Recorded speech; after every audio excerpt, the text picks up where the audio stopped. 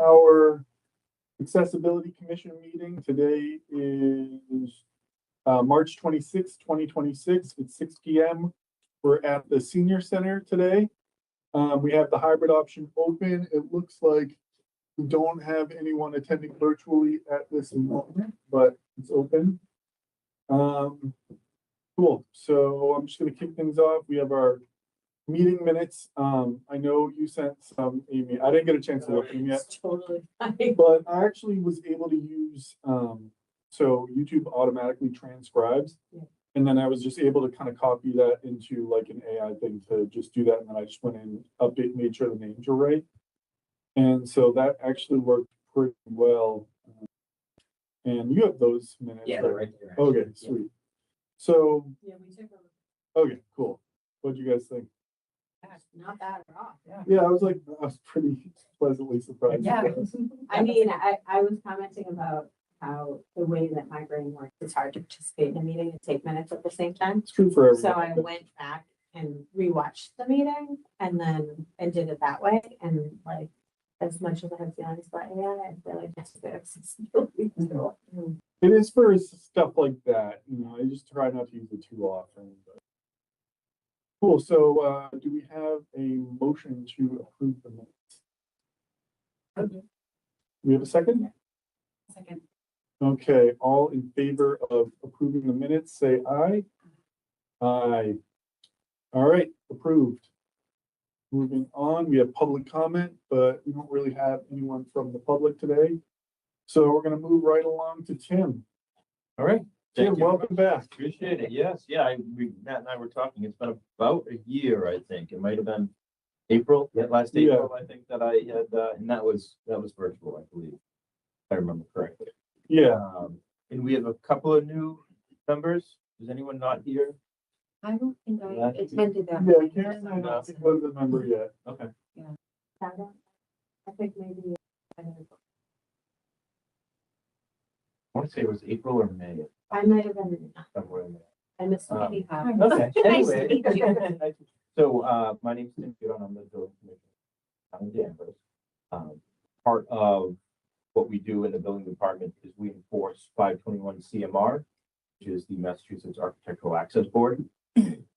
So I'm sure folks are aware, but Mass has their own, I call it, version of the ADA. So we not only do we follow ADA standards, but we also follow the AAB standards, is what we call it, depending on which one is stricter. So there is a difference between sort of us at the local level and the state, because of course 521 is a CMR, so it's promulgated by the state.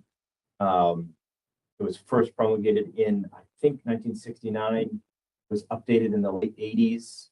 I want to say 87.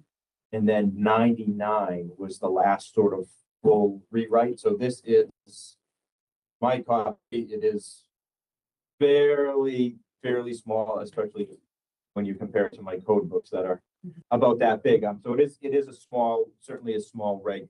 And then it had some minor tweaks in, I think, 2006, which is the current use. So even that is 20 years old since the last sort of tweak. I do understand that they are looking to do somewhat of a rewrite, whether that's a full, I don't know if it's a full rewrite, but something substantial. I mean, even just some of the financial figures in here, there are different thresholds when you're working on a building, depending on the amount of the building and the amount of the work, depends on whether you're triggered into upgrades. That threshold is set at $100,000, which is very, very easy to hit now. I mean, a commercial kitchen will cost $100,000. That wasn't really the intent of the regs. They have talked about going up to about $500,000, which is more in keeping with their mindset of, if you're doing a major renovation, you're going to spend money to bring things up to code as far as accessibility is concerned. $100,000 is just very easily hit these days. And so it's almost inhibiting some development because folks just don't have the money to put an elevator in. Say if they were going to redo a commercial kitchen for $100,000, they get triggered into a $250,000 elevator. That's a problem for them when they weren't planning to do sort of that scale of renovation. So that's one of the things that we deal with. But I would say in my day-to-day world, most of what we do as far as accessibility complaints that come in are generally parking complaints. So especially, it's important to note we do not do on-street parking. We only do parking in either public or private lots. Especially given the winter months, signs get knocked down by the plows. The signage on the ground fades, snow, salt, just regular wear and tear. That's one of our I would say, most frequent complaint is that there's a sign down, there's not adequate signage at such and such location. For us, that's a fairly easy complaint to resolve. Go down, we take some photos, we draft up a letter, send the photos, give them 30 days to resolve. Typically, depending on the weather, I mean, if this happens in late January, they're not going to be able to dig a hole in Fort Concrete for a new sign, so we're a little lenient with that. But most of those are resolved. We honestly, most times we don't even hear back from that business. We drive past in 30 days and the signage is fixed. So that's most of what we do. One, I would say, interesting note that we've been getting a little bit more often is still concerning parking, but it's concerning parking at multifamily properties. So in 521 CMR, there is a table for businesses, depending on how many spots you have in your lot, there is a ratio on how many need to be accessible. You always need one van accessible spot, and then depending on how many other spots you have, will trigger you into additional accessible spots. In residential multifamily type developments, it's different because there is no clear statute. The way that it is written is that the property must be structurally capable of providing parking to the residents if and when they require it. So that's difficult for us also when we're issuing a new permit, because that's all we can say to the developer is, hey, are you going to be able to create spots in the future, yes or no? They say yes. There's not much else that we can do, especially if you have an 8-foot wide spot and the access aisle needs to be 8 feet wide. It's very easy for them to say, yeah, we'll just eliminate one spot, put the crosshatches in, and now you would technically have 2 accessible spots, because you could have one on each side that share an access aisle. It's a little bit harder. We have a few developments here in town that have heated parking spots. That gets very tricky, and it's something that the town starts to take a step back in because it's more of a legal matter.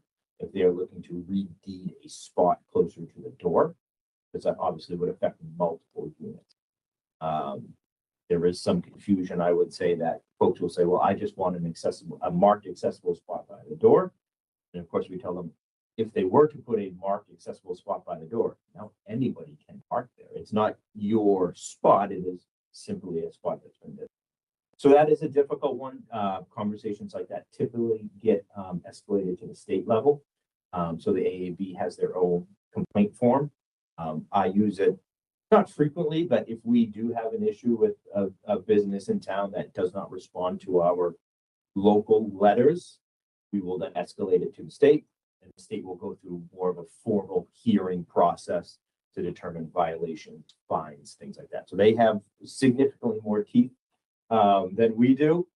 Again, most of our businesses, they're what we would call good actors, and they're happy to make things right, especially parking is typically very minor when it comes to, a financial burden to either replace signage or to update the lot. So we typically don't have very many that go to the state, but it is a great resource to have. The state certainly has more resources, and they certainly are able to take care of some issues that we might not be able to.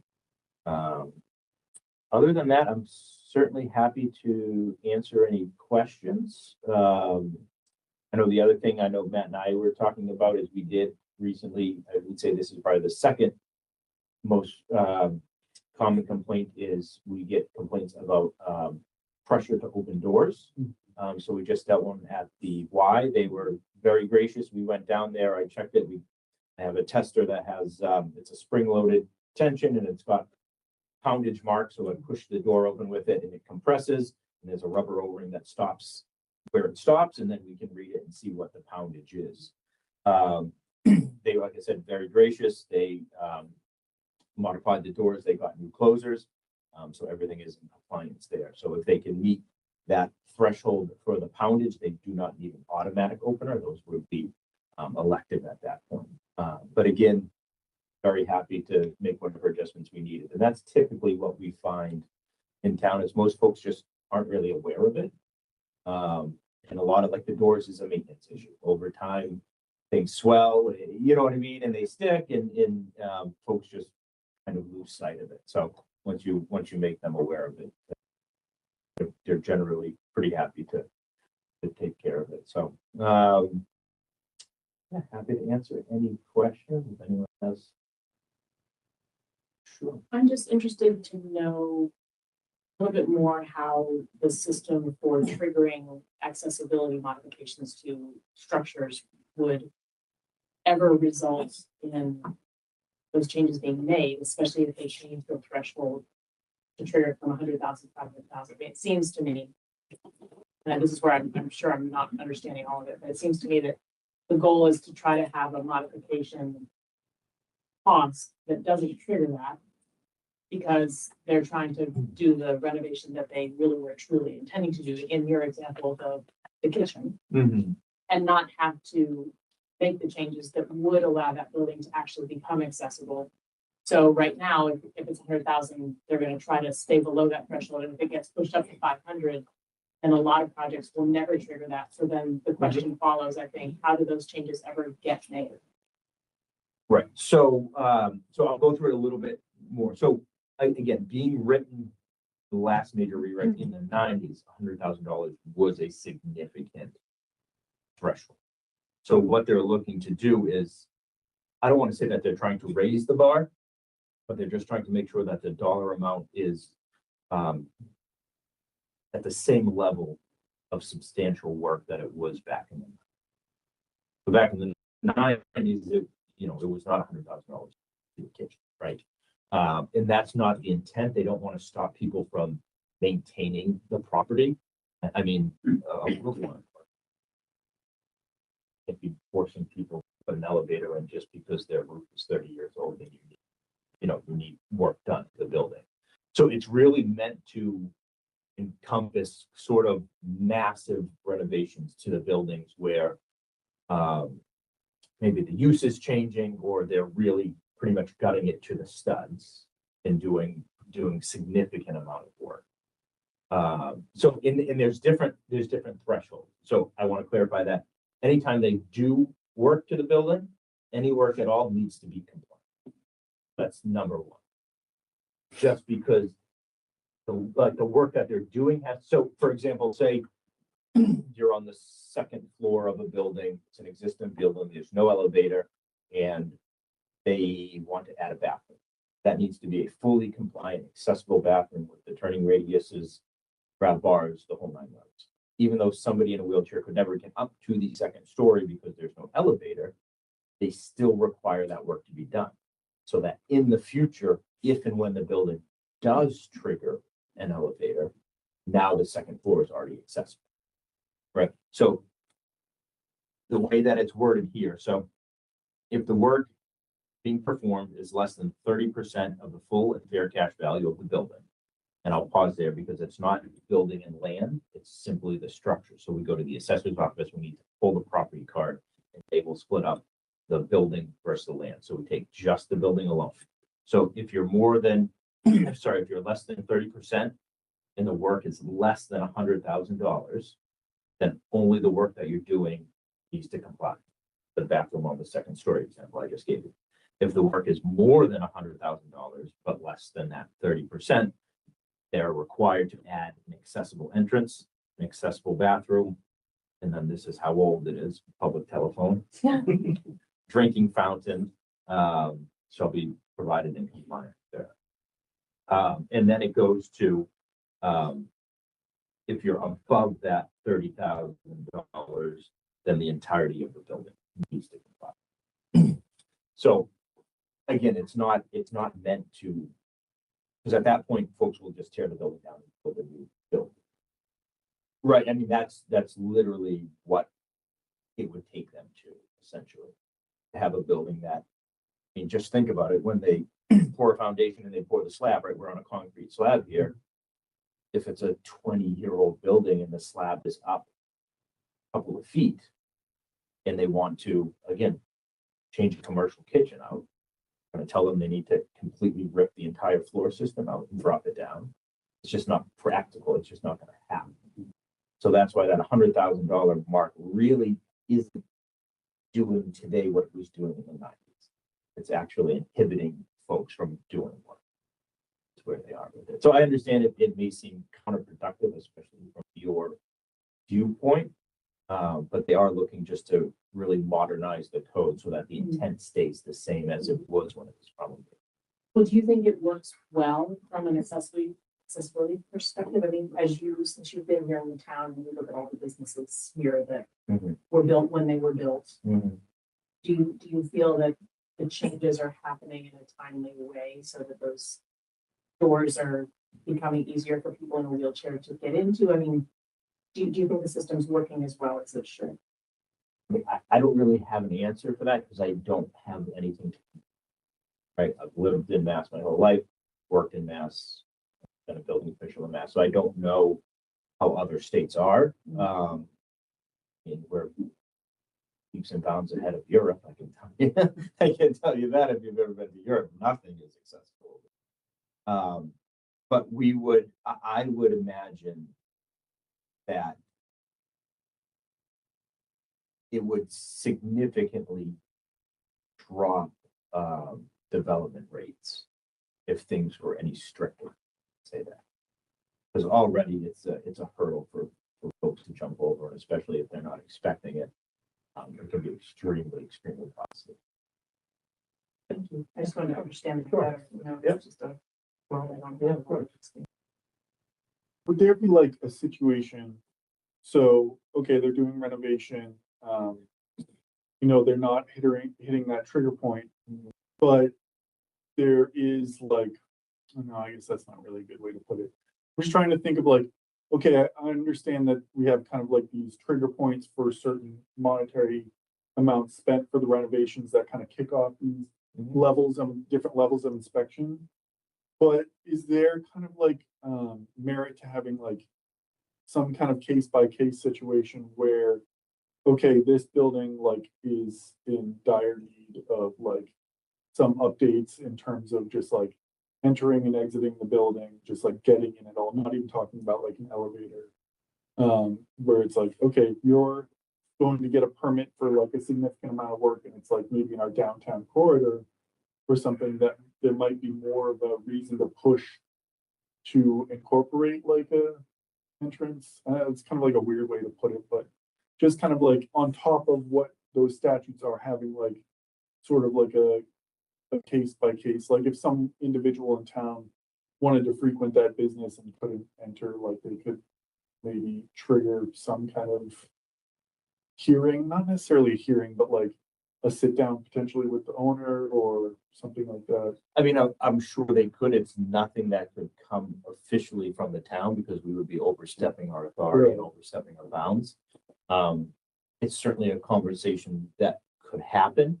If they went or they had an advocacy group go to try to implore them to do extra work. I mean, the code is the minimum, right? They can always do if they want to. We, of course, would never discourage them from doing more, but we also have to be very clear that anything that comes from us, even if it's a suggestion, sometimes come across as maybe something a little bit more. Right? We never want to put ourselves in that position where it was like, he said we really need to do this, and I'm afraid we're not going to be treated fairly if we don't. So we just very clearly, this is the code. Here it is.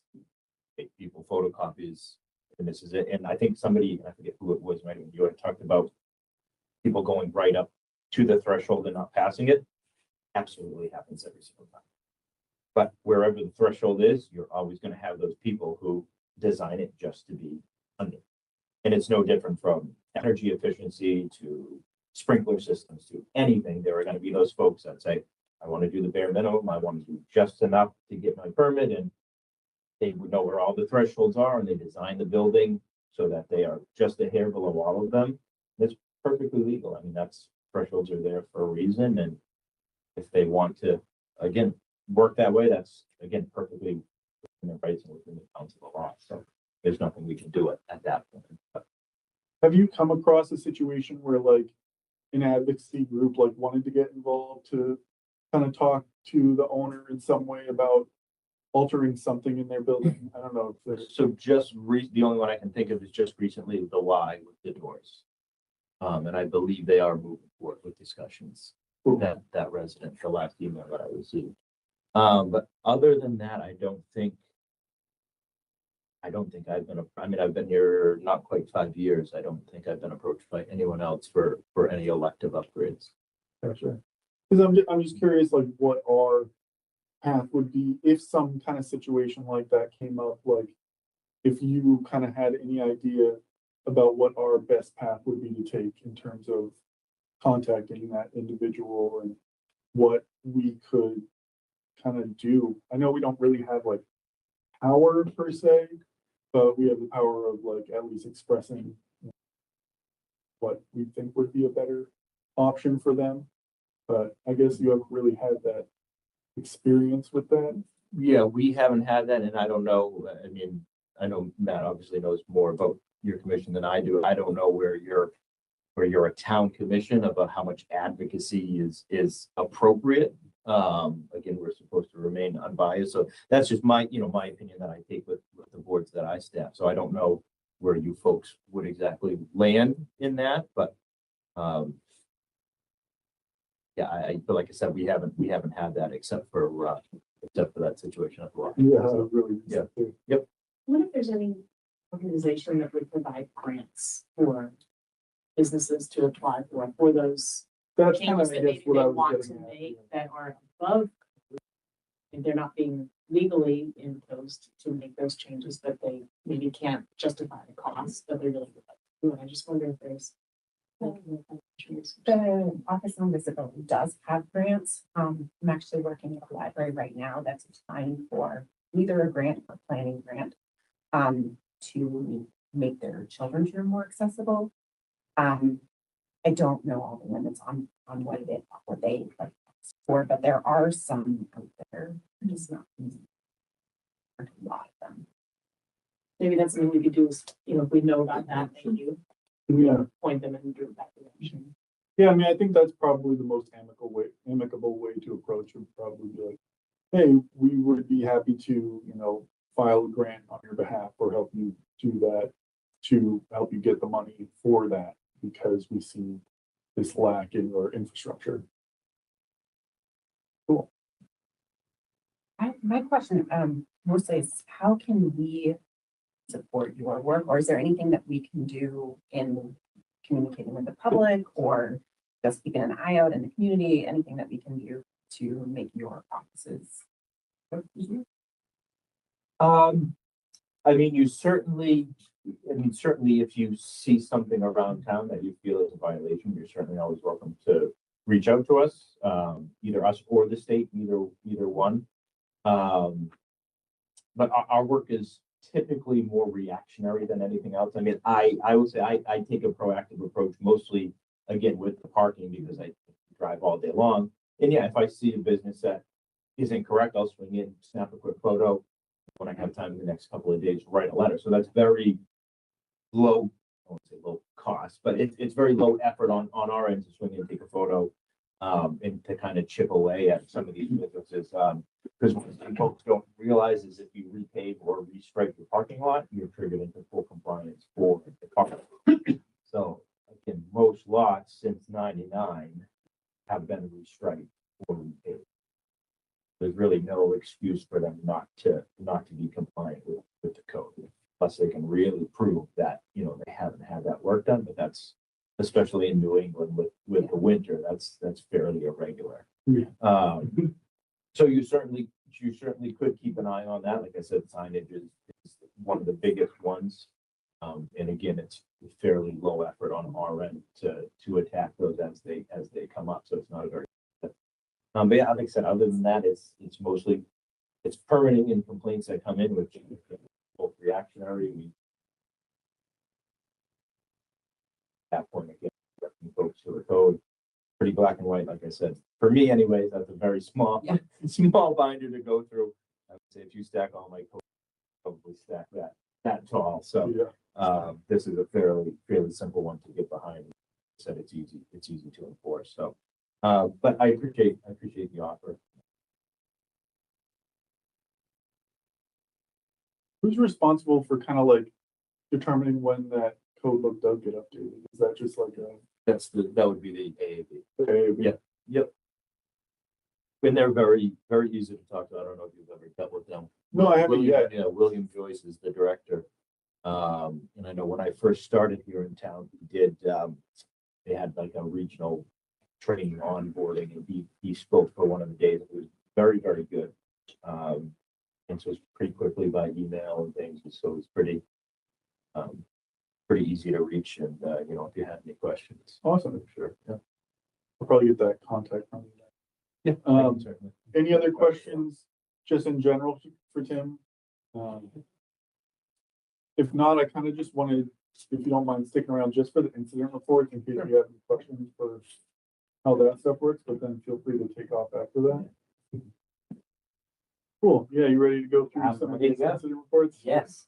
So we had two come in since our last report. So I have the two new ones and then updates on the previous three that we talked about before that were still kind of in process. So I'll start with the new ones.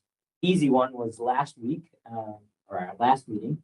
Resident reported that our front door our button was not working at the front. So I had DPW come out the following day and it just happened to be switch was by accident.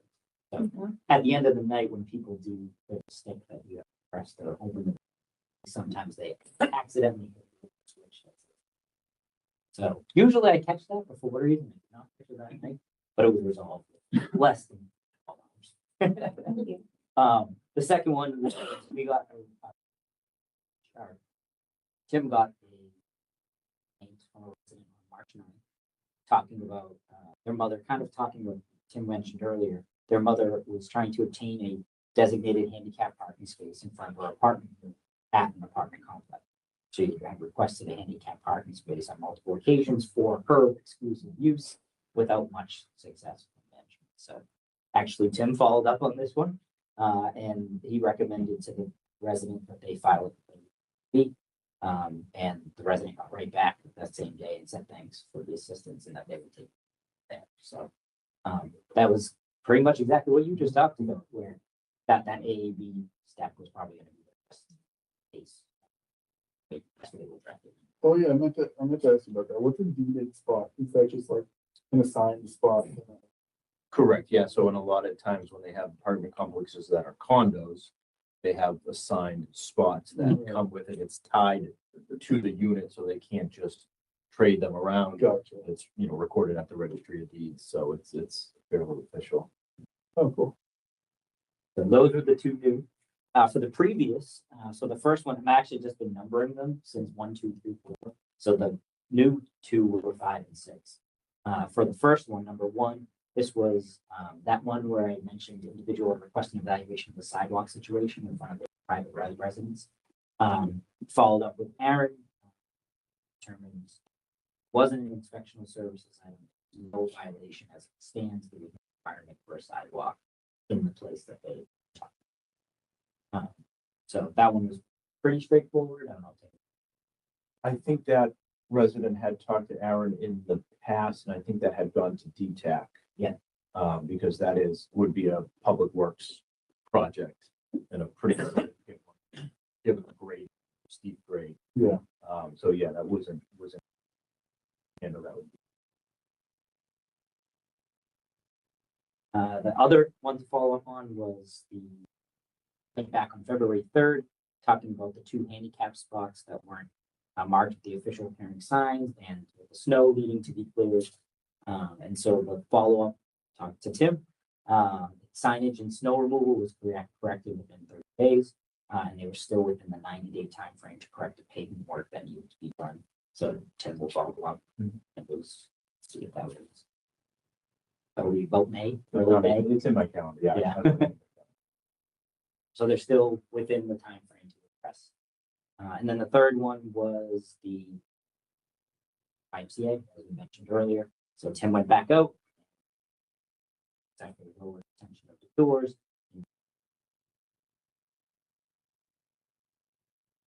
Awesome. That's it. So I have a question, following up on my question from Yeah. last time. We didn't get any incident reports for pretty much a year. Where did they go? Did they go into a black hole? Did the people ever get contacted? Mhm. I want to make sure that that wasn't, people filling out a form and then nothing happened because we. So I followed up. If you want to speak to it. Yeah. Yeah, I can. I mean, I think the term incident report is maybe one that this commission uses for that. I mean, I meant the form, the online form from the. yeah, so I'll say typically, we don't see a lot of the forms. We get mostly emails, phone calls, or Right. people stopping in. Yeah. And we handle it that way. But I can tell you, I mean, I have not seen an uptick in any sort of complaint or violation. So I feel like this sort of tempo that you're seeing now is been pretty consistent with my time Yeah. here. That was Yeah. my guess, but we didn't hear about anything. So if you think, 2 a month for the course of a year, that's, a couple dozen Mhm. people that may not have gotten answers. And so I just want to make sure, we don't need to know what they were, Sure. but I just want to make sure that those people were supported in what they needed. Oh, yes, yeah. They've all been answered. I imagine if they did, Tim would probably. Probably Correct. A little bit, correct, yeah, yeah. And I think in that time, had a couple. Most of them, like I said, are fairly minimal. Folks don't want to have any sort of issues. So they're And then, and obviously, there's the ones that don't really come to you because they're not, about business. I am building accessibility. So animal or, those types of things. Where do those go? That was a good question. I'm not sure. I just remember one before Jasmine left, that there was one about business. Exactly the details, but it wasn't something that would have come to your Mhm. department. Mhm. So there are a few of us that sort of share that responsibility. There was something Jen had set up. It was me, Aaron, Jasmine. If it was Ron Dever or Stephen King, but it was a DPW. And we sort of split it. It would come in, if it was a streets and sidewalk, it would go, Yeah. to DPW. If it was parking and building related, it would go to me.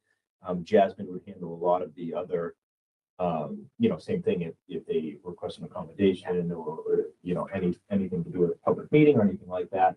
Again, nothing that really lines up with my day-to-day Right. work, so I can't really speak to that, but I do know that there was a system in place that would come in and then get diverted to a niche group for us to handle. So we can certainly check, Yeah. we can certainly check Yeah, with it's that. just in that time between Jasmine and our new situation, I just want to make sure that we didn't lose anybody.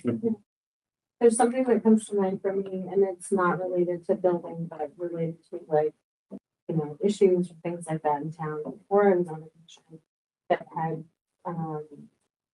and just in my personal life, something that came to my attention was, a community member that was discussing, inaccessibility because of telephone poles that were in the sidewalk. Mhm. Where do people file? Or what is the recourse? Just bringing this up for somebody, is that something? How do we address? What is that look like? I can actually kind of answer that.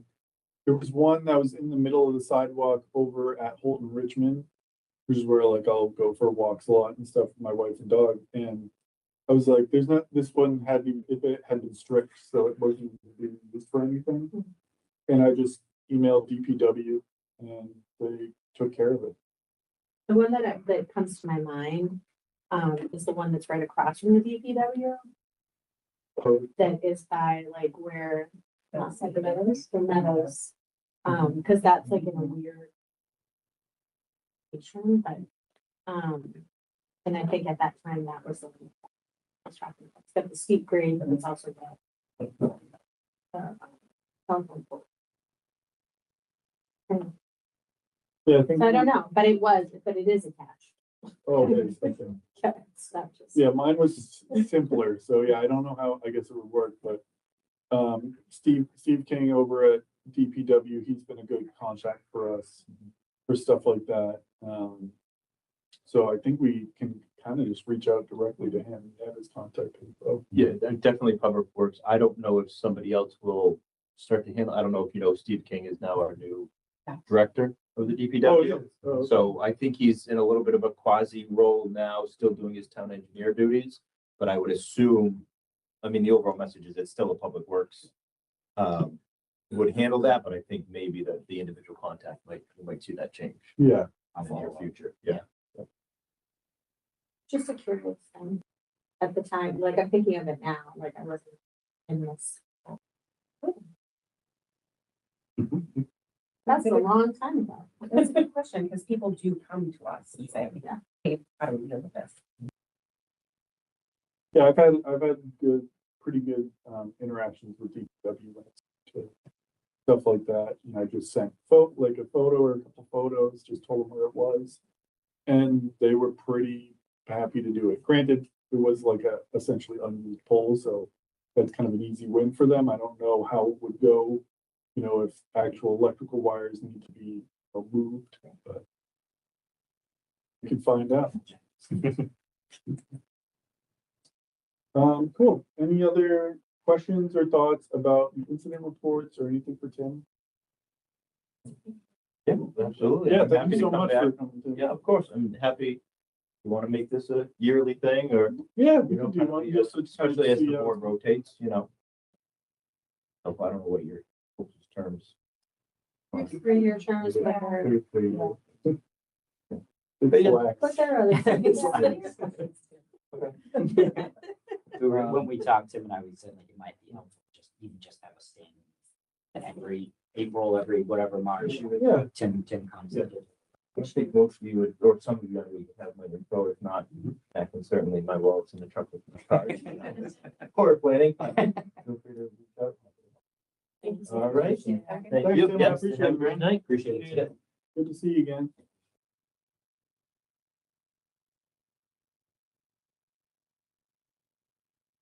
Cool. All right, next up.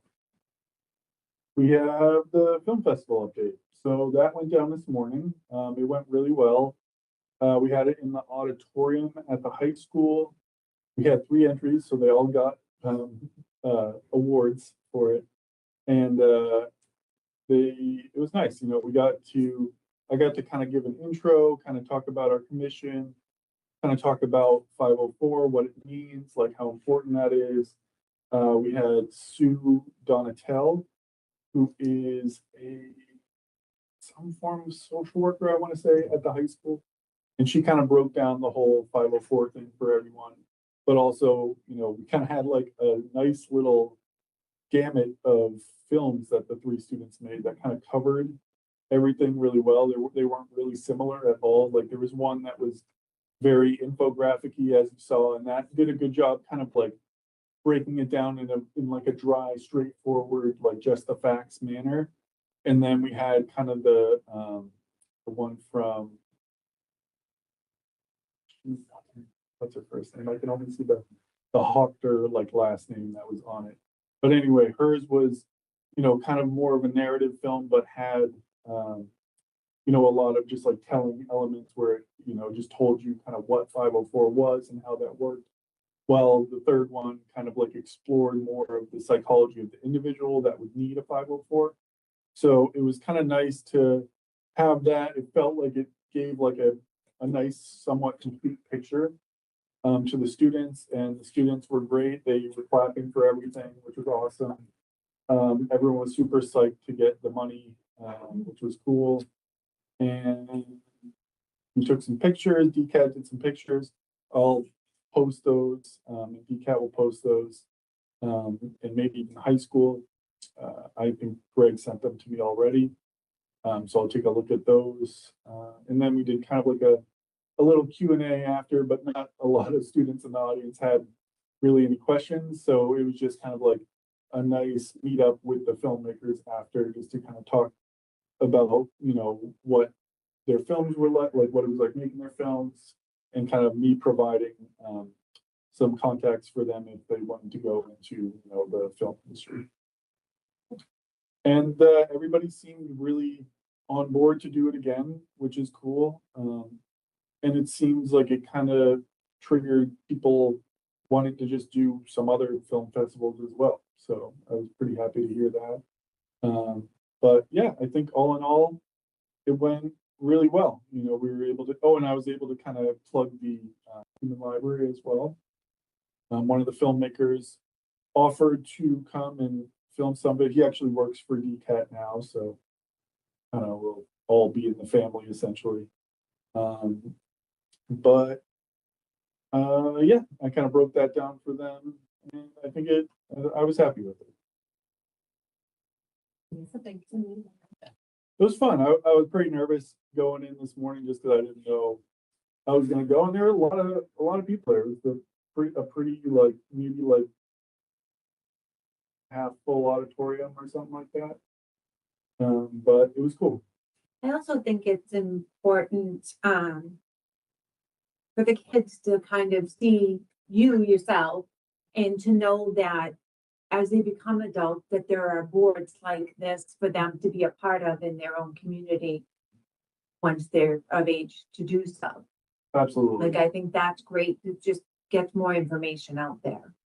That's honestly where I kind of see a lot of the value in that kind of event is just awareness, especially for these kids who are young, impressionable. They're, very much living in their small bubbles right now, to just see like the bigger world, see the implications of these certain things and make something fun and creative, but at the same time learning about why that matters so much to someone else when it might be something that takes them, a day to create and they didn't think too much about, but then they get to see the impact of that. So yeah, I'll plan on doing this again next year. And then maybe they'll reach out about some other broader topic film festivals and we can get those going as well. But yeah, that's pretty much all I have for the film festival for right now. Thank you. It makes me think that like discussions we've had before just about an opportunity for students and that perspective shift and that perspective taking and like how we've had discussions here about how do we build that, right? And this is just such a great way to like plant those seeds and think about. It is funny how much of like a captive audience they become. Mm-hmm. Like I felt like honestly, I feel like if it was, when I was in high school, there would be a little more rowdiness. It was very like respectful. I was like, wow, okay. Things like that carry with you. Like I think Yeah. when I was in high school, I remember that at Danvers High at that time, there was like a student organization and they did a partnership with Hawk. And there was like a one-woman play that was done. It was about like dating violence or something like that. That type of stuff leaves impacts. Oh, It like leaves, not just for information, but like that will shift and bring you in. Like this has the power of that. Sorry. yeah, I A lot like of that. faculty were there too. Yeah, it was cool. Like the superintendent was there, the principal was there, so they were there the whole time and filming with their phones and stuff. So that was cool. And there is something I think to be said for like the fact that it's their peers creating the films and they get to see kind of like their friends in it, so there creates a little more engagement. I think there is probably a way to bridge that if we wanted to take it further in some way. But that's kind of going to be stuff we're going to be workshopping going forward, just how involved I can be, like get in the school and kind of help the students a little bit. Because we weren't really sure how to do that in this last one. I think Julie had a lot of responsibilities that were kind of taking over her time. So I couldn't be as in the classroom as I wanted to be just because they couldn't schedule it. So I think it's only going to grow from there, which I think will be good. I'd be interested to see if any of the students who participated there would be interested in. Yeah, that would be interesting. I don't know if any of them actually have like a lived experience where they would qualify necessarily, because I think one of them, Just the audience members, like it might. oh, some of the, there were Yeah. definitely some of the audience members that could qualify if they want to. And I don't know if I actually gave kind of like an open audition sort of thing like that. But maybe I should have. And then I could, but I can send that out to Julie because they kind of at least have the seed of me mentioning that. Is there any age restriction for being a book? Oh, Yeah, I was If not, do we wondering. need to have like a waiver? I mean, I I think think they're a minor, I would imagine. Yeah, that's what I figured. But The guardian. anything else about the film festival before we move on? It's super impressive. Thank you, Frank. Yeah, it was fun. I enjoyed it, so I'm gonna keep going with it. All right, next item on the agenda is human library planning. So I was kind of focused on the film festival, so I haven't done much in terms of that. It was kind of just occupying my thoughts, and now that the film festival's over for now, I feel like I can think a little bit more about the human library planning, but I don't really remember where we left off. I know we talked about this location, but I forget what kind of time of year we talked about. October. So if we do October in here, and we have the funds, and I think, what was the next kind of step that we determined? We were looking to rewatch things. We're looking to identify people that would potentially be booked. We were thinking about Oh, yeah. five-ish people to be booked, and then we had talked about the possibility of, and I don't know that we formally decided about in lieu of, you know, lunches and that type of stuff, doing like snacks that everybody could take in. We talked a little bit about trying to figure out or come up with some ideas for outreach. It's kind of where we left it. I really like the advocacy group thing. I think that's like a pretty easy way to find people that will be willing to be booked and want to talk about it. So maybe that's kind of our next step, is reaching out to some of these advocacy groups. I don't know if anybody can think of any off the top of their head that they think would kind of be a good fit for this. You mentioned NAGLE, and would you think that was a good one to start with? I think some of the adults who work at library, especially the ones who work with the EPIC, the Monday night parent and educator group. I'm not there frequently, but I know people who are. What's NAGLE? I've never heard of it. It's the North Shore, is it Association? Yeah, or Alliance for Gay and Lesbian. Oh, okay. They have, they're in the Witch City Mall in Salem. Oh, I know that. I've seen that. I've seen that place. Yep. I should have rewatched it, I'm sorry. So what we should have to invite. That's a good So one we did some too. meetings with them. We talked I about. talked about it. I don't know if we decided that was something we wanted to pursue, but I'm just. I think that we had decided that it was something that we're interested in pursuing, especially with like the class section of like disability and potentially with the aging population.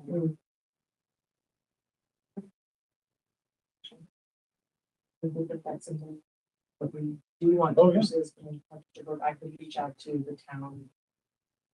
For vendors affairs and see, you know, where they would maybe direct me first. Obviously, I could go to VFW and things like that, but I think that's sort of. Yeah, I think that's a great idea.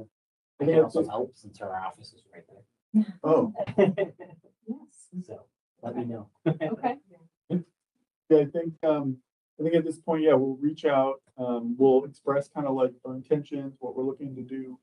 And just see if they are like, oh, that sparks like, this person's perfect for that, you know? Yeah. And we can kind of build at least a list for now without maybe promising spots yet.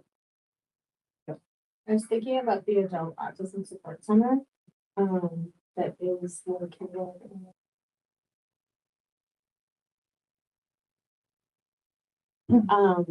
that might be a good place. speak to that. Oh, yeah. I think that's a great idea.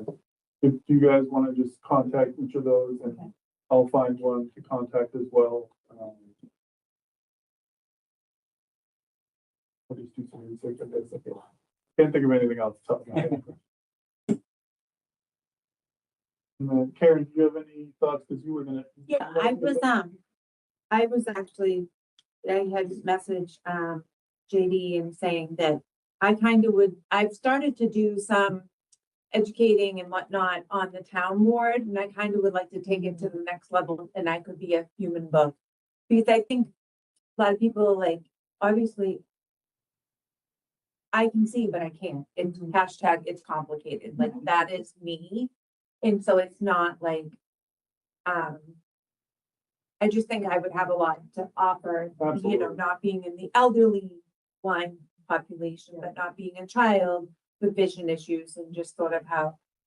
I mean, even when you came over that day and we met for the first time, and you kind of explained what your vision was like, that's Right. very, like I learned a lot from that, because I really, you know, I feel like we just assume a lot more things are black and white. There's not as Right. much gray And that's area. the thing, blindness is a spectrum Yeah, and people don't understand that.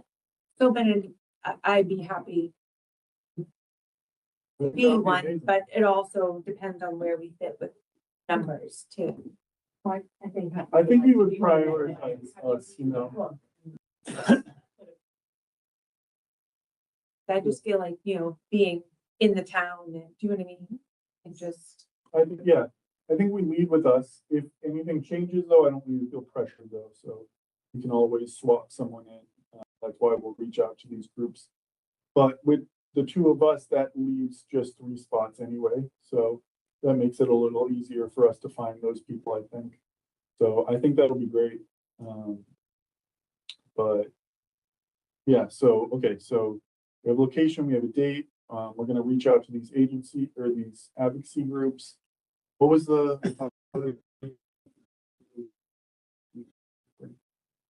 Snacks, that's easy. We can fit that in the budget. From just a working backwards kind of sense, I want, do we know how far in advance we need to do the training of the books? And how much time, what the time commitment is, because I think that also would be important information to Right. have when we ask people to be booked. And this takes us No, that's like yeah. half an hour. Is our next step to actually reach out to the library and pay the money? Yeah, probably, Right? yeah, We have to have a date committed That's what I was wondering. yeah, so. before. Oh, yeah, that's what we were doing. Said October. So,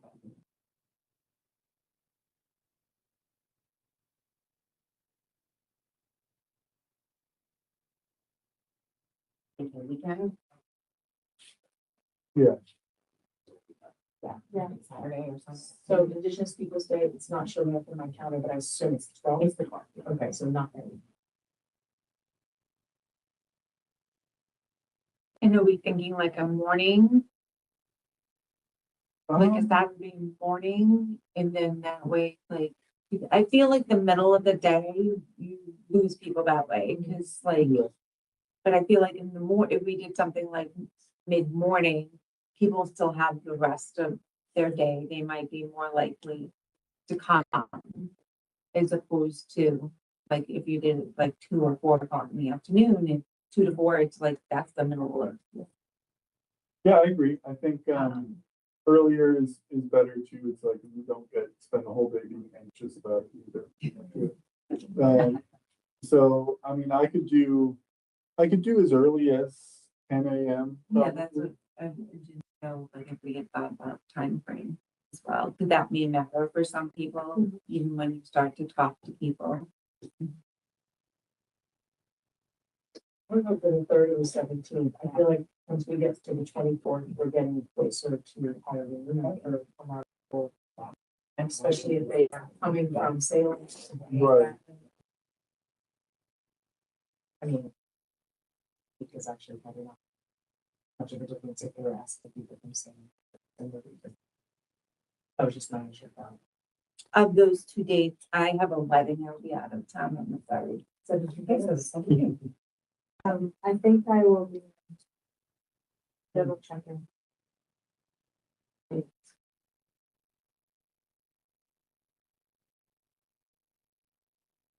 In September, we were staying away from because of school stuff, right? Yeah. For anybody affiliated with an academic calendar, it just feels overwhelming. Yeah. A lot.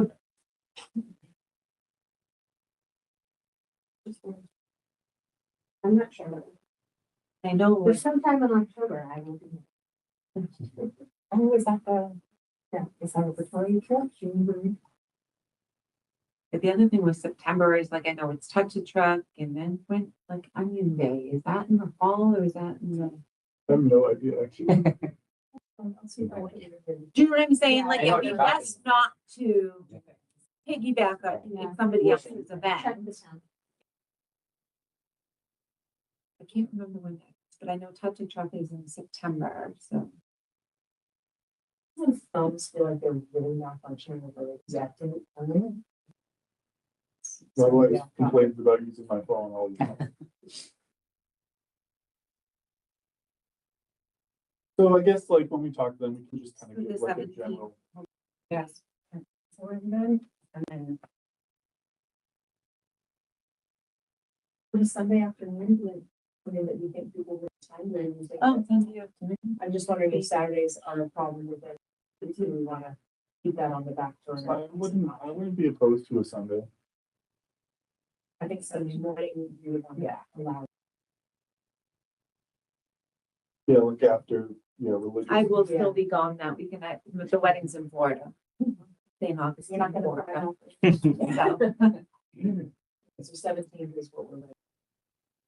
Okay, yeah. So we'll plan around that, and then as far as the actual human library training, at what point should we contact them and send them money? I mean, I'd have to look back. They did have a recommendation, like I Yeah, think either Sam did or I believe it didn't take, like, it's variable, and I think from what I was reading. It's like. Or got it, like, within a couple weeks, some people have it, but they were recommended. Gotcha. So So- I presume. For the summer, we Yes. one. yeah, Yeah, so if we kind of give ourselves like a June 15th deadline for getting that in. I like that. And then just from a logistics standpoint, from like the town, how does it work now? How do we use the funds that we have?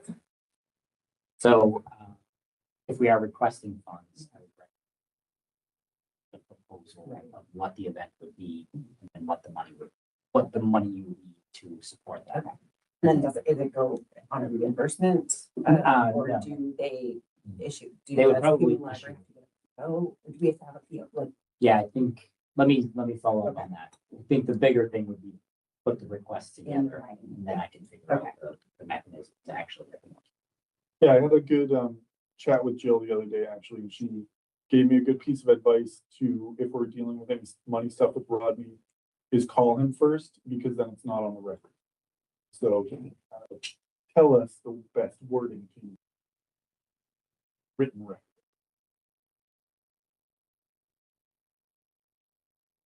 every time we're slightly differently in getting things paid for? Yeah. All right, so, I mean, that kind of gives us some place to work from for the human library for now. We'll reach out to those places and then next meeting, we can talk about actually reaching out to the human library if we're at that point yet. And we can convene about all the people we've talked to. So I think I'm happy with where we're at with the human library right now. If anyone else has anything they want to add or change for the time being. Cool. So next we have a vote to make Karen a full member. To recommend. To recommend Karen, we're voting to recommend Karen as a full member of the Accessibility Commission. I make a motion that we recommend that Karen become a full member. Do we have a second? Okay, all in favor of making Karen a full member of the Accessibility Commission, say aye. Aye. So that's unanimous. That is 4 votes. Karen is not voting. Oh, I can't vote for myself. She's abstaining. Yeah. So I already sent you that letter, right? Yeah. So Yeah, well, I'll look at it, make sure. if not, I can just send it again. Okay, all right. Pass it on to Jill. Sounds good. Cool. All right. Location. Oh yeah. Do we want to just keep meeting here? Mhm. I like it here too. All right. We're You make gonna it feel like keep doing- I tried. We don't need to vote on that, right? I mean, I guess you just did. Okay. Meeting location, conflict of interest reminder. Oh yeah, Yes, did we all got the you got that. So Yeah. that's something we have to, do every year. Okay. It's really quick. I got it. You didn't get one? Okay. I can forward it to you. Yeah. I'll send it to everybody. Okay. yeah, I did get it. You I did? still am having trouble getting things from you, JD. The agenda went to my, It's because of all those spam and chain letters I sent out. I don't get those. So the longer version is the first time you have to do it. Okay, 'cause I've not done it before. Okay, so that's a Takes little, about an hour. Okay. that's In the, the situation. Yeah. Basically, don't steal, don't take. don't take gifts. And- Right. I'm gonna be that person though. Is it captioned? I would like to think so. The platform for that training is. That's what I'm, Yeah, Okay. it's arcane. that's Yeah. what it's gonna be. Okay. So I I mean, would not. what do I have to do? There's Like, not a lot. to Watch it see. and then I don't need to, excuse me, there's no quiz or, I think there are Follow-up. kind of questions, There but they're were- like. and you can start it at leisure. Yeah. There's Yeah. no way. So to- it's situational. It just may take me a bit longer. Yeah. Sure. It's situation, and you don't have to race through it in one sitting. Yeah. You can come Gotcha. back to the Well, that's situational. what some trainings you start it, if you can't pause it or You can pause. anything, you have to like make sure you keep hitting the screen to go to the next Right. thing. So I just didn't know what for myself. Yeah. Sure, Like, what to expect. So the visuals are not. It will explain what the law is. For example, if it's talking about gifts, they'll say, the law says you can't take a gift over $50, blah, blah, blah, and then it'll say, how would you rate this situation? Or, you know, and it'll say, Mary works in this office and has been offered a set of baseball tickets from a construction work company that she works with, blah, blah, blah. And it'll have a picture, a generic picture of Mary and of a construction company, but it's not, They're not. they're supportive only to the narrative, okay, not important Okay. to the. so there isn't Yes. anything situational that I, do you know what I mean, like watching? Yeah. Yeah. No, I think the only would be actually answering, Gotcha. Thank you. but I'm sending it. and even the answers are pretty self-explanatory. Yeah, a lot of them are kind of common. You sense. you never do this, or you always do that. First of all, discount anything that says never and always, you Yeah, know, and. You know, it's almost like they're pretty simple. There's no trick or gotcha type questions. no, Gotcha. definitely not. Thank you. Let's get thanks. No, Cool, all right. Any other questions about that or comments or anything? I mean, this is semi-related. Yeah. One of the things that I made a note for new business was, just recruitment. Yeah. So that we have alternates. And if anybody needs to step down at any point, that we're not then setting up the commission to be so tiny that it's ineffective. Right. So if you know people or if anybody watches, I think it would be good for us to at least get some people interested in, and maybe the human library process will be part of that, but just wanted us to think about it. Yeah, and we'll have some of those. Oh, and that would be something at the human library, perhaps, you know, we have info cards. And so Those, that like, people can. Yeah, the reach volunteer back. forums and stuff. That would be- If you're watching and you want to join, just reach out. Yeah, I think that's a great idea. So we'll keep that, any kind of tabling we do, we'll have those there and we'll be pushing that. Cool. So before new business, the only other thing we have to wrap up is future guests. We're gonna have Aaron Henry at our next meeting. And we can talk to him about the Walk Massachusetts, and he'll kind of be involved in that. And that's kind of what we'll tackle, one of the things we'll tackle next week. along with human library stuff. Any other new business from? Yeah. So the community access monitor training, is happening. I'm signed up for, it's 2 days of 5 hours online, April 8th and 9th. So at our next meeting, I should be able to share what that was like, and what that means. I'm not even really sure what that means then for the community. But hopefully I'll be able to also finally get somebody to answer whether they can come here and do it for more people. Oh, nice, yeah. Because that was part of the challenge, was that they so this is Massachusetts Office on Disability offers this training. It fills up very fast. I tried to get into it Me like 3 too. times, somehow managed this time. So, and I never received answers on queries for bringing somebody here to do a training. So all these has more information then, and we'll have somebody trained who can go and check things, Oh, yeah. in my extensive free time. So it'll be good for us to know kind of too, you're like our astronaut, you know. And then, oh, yeah, it went pretty well. I'll take that too. Cool. Any other new business from anyone? I do. Go for it, Amy. So a while back, we were talking about murals. Oh, yeah. And, so Gardner had said that he would connect us with, we were talking about where, locations, or whatever, with, the people in Middle Square.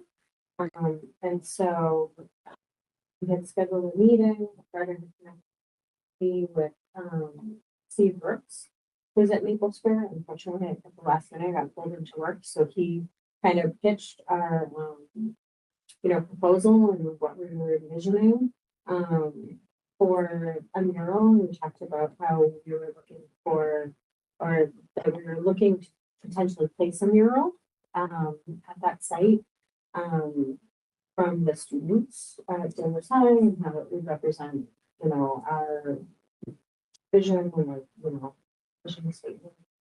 Yeah. And so Steve said that he likes the idea, he's very supportive of it.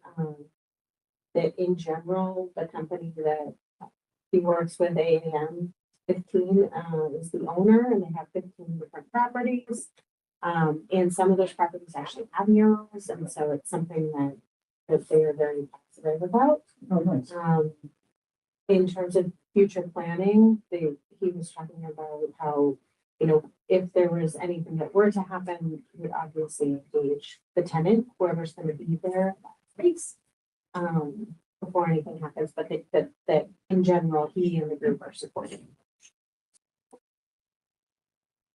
Just that we talked about the Freight House, which is across the street. They're planning on starting redevelopment of that in May or June. After which they'll be, or as they ramp up get to the end of that, they'll be looking for tenants. Like you said, if the tenant would have to be supportive of that, not necessarily of the content more than the concept. And we talked about whether we do it on site or in the school setting and then bring it over, which I think we kind of lean towards that. Just for timeliness, kids can be safe and dry. But also that meant it would not be for this current class. It would start, if they started working on the building in May or June, I'm thinking next September, they might be open to it. And they said, no, contact us in June. We'll reconnect and see where we are. But he was excited. They like being in Danvers. I love that. That's awesome. I got some other interesting information. The affordable housing units, there are some that are available because of because of people who moved up. But also because you have to meet a specific income threshold to be there. So it's not just, it's not just, my niece wants a low income house. Right. They're about 60% of capacity for those. For the non-affordable ones, they're 90% capacity for the rest of them. Oh, wow. So over 100 of them, so they get 90 out of 100 or so, which is great. The reason I was looking for that is because every time a new development comes to town or someone says, hey, let's build, you always hear horror stories, traffic, parking, schools, water. And I can tell you, we even had, and there's a select board, I'm found meeting floor saying, oh, you know, this place fills up, you're not gonna get emergency vehicles down the street. I don't know, I go through that intersection every single day. You must as well as much as I do. I've never seen a parking problem. I've never seen it backed up. It's, and that's what I wanted to be able to, when those arguments come up, I want to say, no, that's not, you're envisioning something Yeah. that's not actual. You know, yours is anecdotal, this is factual. It didn't fill up the Cherry Street Fish Market parking lot. It didn't, you know, it doesn't cause gridlock every day. No more than, you know, and we all know when times of gridlock are, it's, you know, Saturday mornings or when schools are getting in or getting out. After that, pretty free flowing. What the details? Yeah. On the detours, but that's not a reflection of the. No. Of the building, because they're talking about putting another unit right down the street from there, on Maple Street. Do you know where they are, with regard to the business tenants? They are. They still have some more to do. They reconfigured and they have their, gymnasium or their athletic facilities on the first floor right there. It is a locked, building, but he said anytime anybody wants to come and talk, come and talk. He's there, he's an on-site manager. So, yeah, no, they were very open. I was encouraged by the feedback and used all the right language, all the inclusionary, embracing, yeah, language. I didn't hear any roadblocks whatsoever. One of us. Yeah, thank you so much. Do you want any of us to kind of take? over Amy's the- still the point person. Which I just helped her out because she had a last minute. I got pulled into a work meeting that was. It happens. All right, anything else for new business or anything else in the meantime, or, all right? Do we have a motion to adjourn? The motion. We get a second? I second. All right, all in favor of